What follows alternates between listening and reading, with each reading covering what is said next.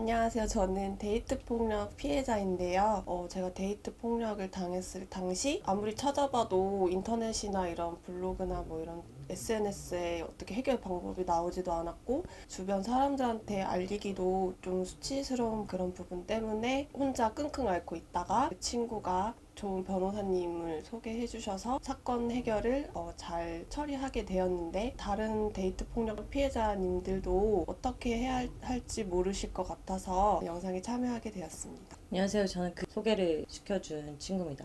어떻게 그 일이 일어났고 어떻게 진행이 됐는지.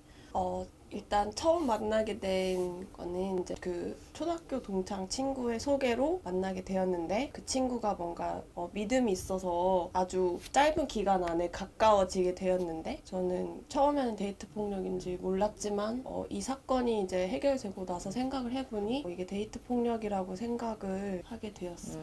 일단 처음에는 연락이나 만남 횟수가 거의 떨어진 적이 없을 정도로 거의 매일을 만났고, 연락도 거의 10분에 한 번씩 엄청 연락 횟수가 너무 잦아서 그 부분에 있어서 되게 가까워졌다고 생각을 하게 만들었고, 계속 저한테 좀 헌신적으로 잘해주는 부분이 있어서 그 부분에서 경계를 좀 풀게 되었었던 것 같아요.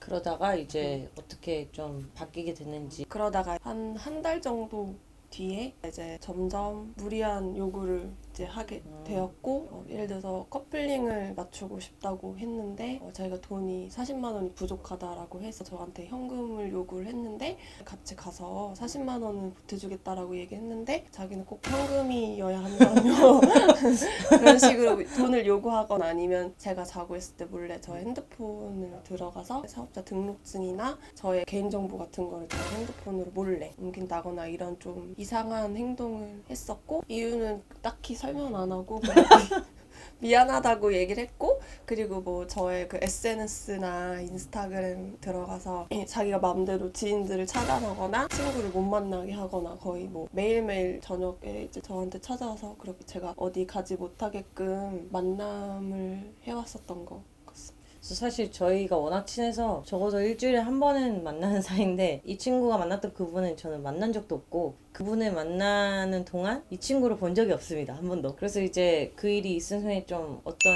사건이. 처음에는 조금 작은 폭력부터 시작해서 커졌는데, 예를 들어서 이제 같이 여행을 갔는데 저녁에 제 핸드폰을 보면서 저한테 이 사람 누구냐 저 사람 누구냐라고 의심을 하면서 자기가 이렇게 화를 못 참아서 뭐 테이블을 부순다거나, 저는 이제 도망을 가고 싶었는데 도망을 가려 하니까 약간 테이블 부수고 목을 조르고 이렇게 해서, 제가 처음에 경찰에 신고를 하고 싶었는데 딱히 증거나 그런 것도 없었고, 신고를 해도 제가 뭐라고 얘기를 해야 될지 몰랐고, 그 순간에 엄청 당황하고 긴장해서 해결 방법을 생각하기가 어려웠었던 것 같아요. 그렇게 그런 식으로 지나가고, 그 상대방은 저한테 사과를 하고 자기가 더 잘해주겠다고 하고 선물을 해주겠다고 하면서 그런 자기 행동을 무마하려고 그런 식으로 계속 반복이 되어져 왔습니다. 그러다가 이제 변호사님을 마주하게 되는 그 사건이 있었는데, 혹시 어렵지 않으시다면 구체적으로 얘기를 해주시면 좋겠습니다. 그날은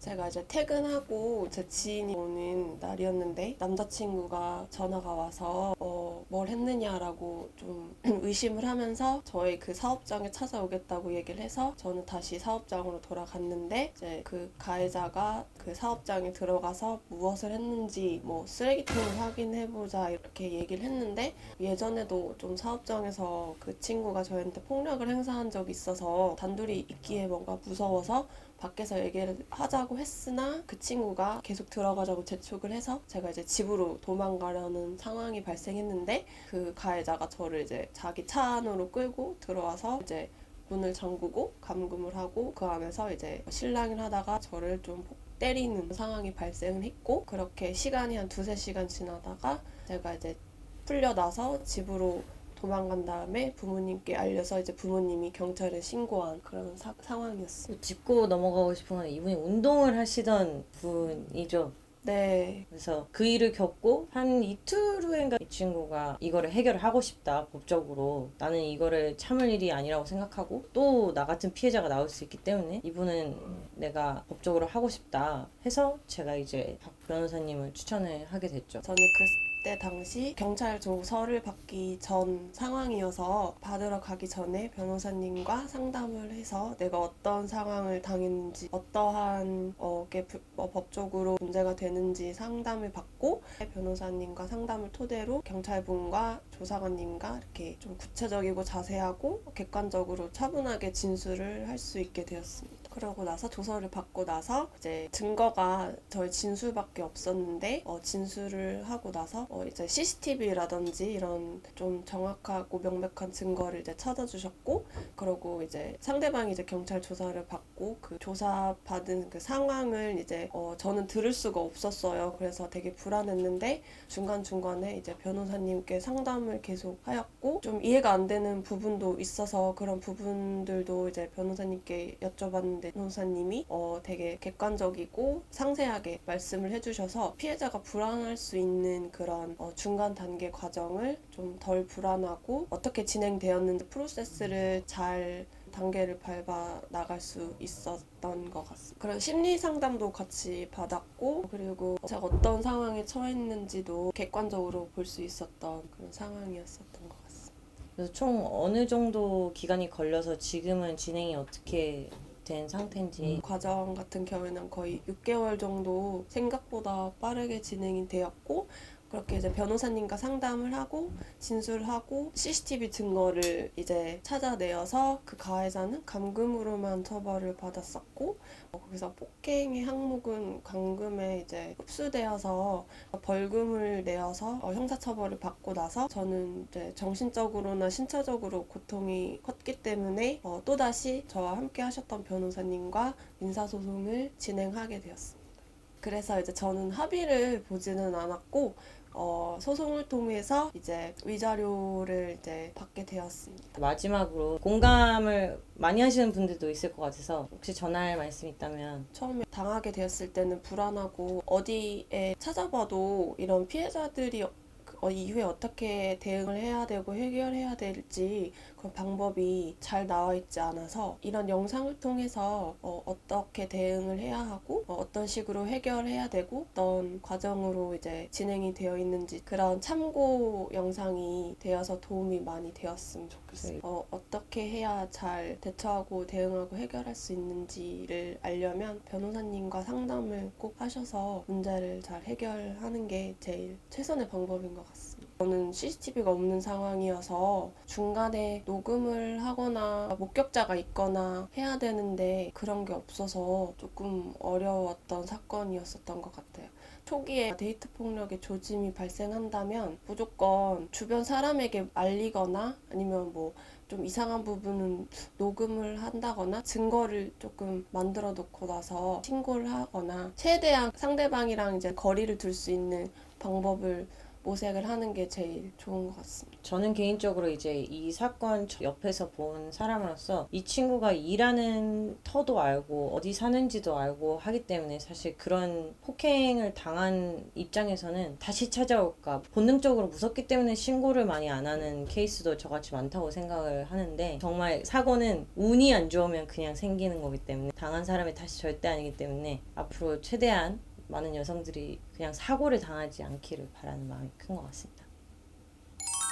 제 의뢰인의 경우에는 이제 본인이 고소장을 직접 작성을 해서 형사 단계는 본인이 진행을 했고 민사소송만 저와 함께 진행을 했었는데요. 저희 의뢰인의 경우에는 이제 증거가 좀 부족한 부분도 있었지만 실은 굉장히 똑똑하게 잘 대처를 한 부분이 있었어요. 그 CCTV의 영상들에 대해 매분 매초 무슨 일이 있었는지를 당시의 시계를 보면서 다 기억을 하고 있어서 굉장히 구체적으로 진술을 했기 때문에 신빙성이 좀 높았습니다. 만약에 형사 단계부터 변호인을 선임을 하게 되면 이제 변호사가 해줄 수 있는 일은 고소장을 대신 작성을 해서 제출을 하고, 고소장이 접수되면 고소인 조사를 하게 되는데 이때 고소인 조사를 혼자 가는 것을 굉장히 좀 겁을 먹고 두려워하는 경우가 많습니다. 그래서 이때 같이 참여를 해서 좀 겁을 먹지 않도록 해주고, 또 진술에 따라서 어떻게 잘못 진술하면은 이게 무혐의가 되는 경우가 있어서 이제 정말 실제로 당한 일을 토대로 진술을 하면서도 상대방을 처벌받을 수 있게 기소될 수 있게끔 진술을 잘 하도록 도와주는 역할을 할 수 있습니다. 그리고